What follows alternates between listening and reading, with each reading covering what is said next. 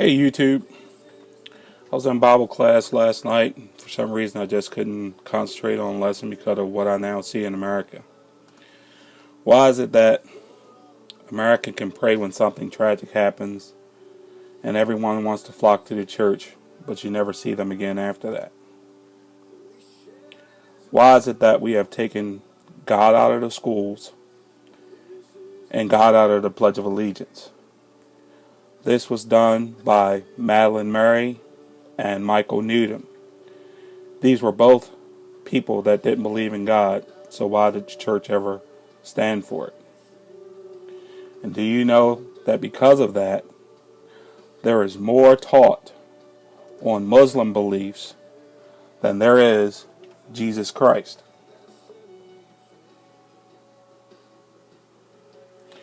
Church, are we truly ready for persecution in America? Can we really truly stand on God's word if we come against what the government says is okay? See, we need to realize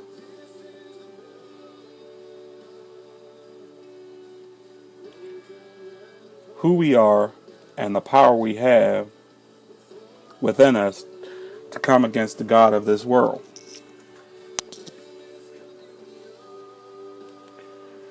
John 10:10 says, He comes only to steal, kill, and destroy as many as He possibly can. But Jesus came so that He may give you life and more abundantly.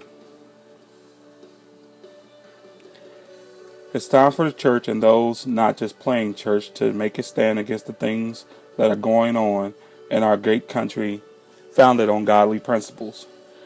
Everywhere you look on a memorial in Washington, D.C., there is something spoken about God, and the government was created of the people, by the people, for the people.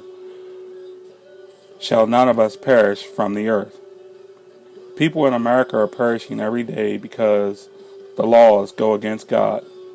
So let's see what Romans 1:18-32 says about God's wrath against sinful humanity.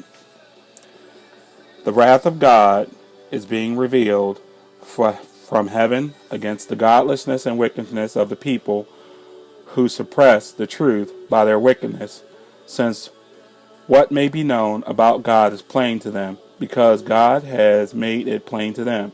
For since the creation of the world, God's invisible qualities, His eternal power and divine nature have been clearly seen, being understood from what has been made, so that people are without excuse. For although they knew God, they neither glorified Him as God nor gave Him thanks. But their thinking became futile, and their foolish hearts were darkened.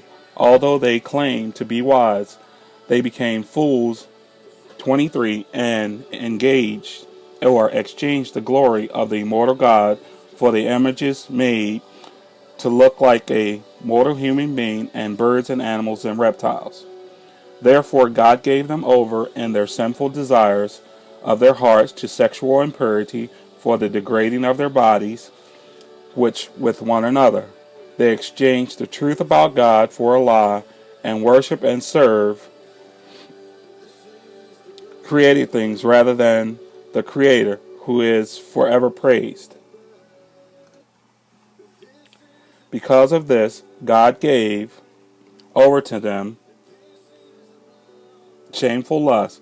Even their women exchanged natural sexual relations for unnatural ones. In the same way, men also abandoned natural relations with women and were inflamed with lust for one another. Men committed shameful acts with other men and received in themselves the due penalty for their error. Furthermore, just as they did not think it worthwhile to retain the knowledge of God, so God gave over to a depraved mind so that they do what ought not to be done. They have become filled with every kind of wickedness, evil, greed, and depravity. They are full of envy, murder, strife, deceit, and malice. They are gossips, slanderers, God-haters, insolent, arrogant, and boastful. They invent ways of doing evil. They disobey their parents. They have no understanding, no fidelity, no love, no mercy. Although they know God's righteous decree they that those who do such things deserve death, they not only continue to do these things, but things also approved of those who practice. Does this sound like America? Now we have, because of this,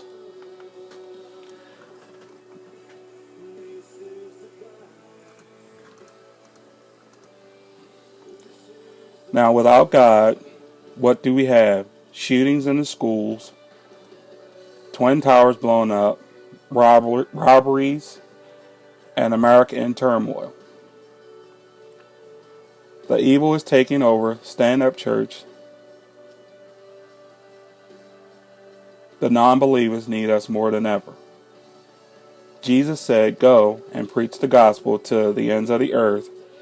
Time is short. Seek the one true God, the Alpha and the Omega, the beginning and end. He loves you and cares for you. His free gift of salvation, life after death. After all, Jesus paid a terrible price."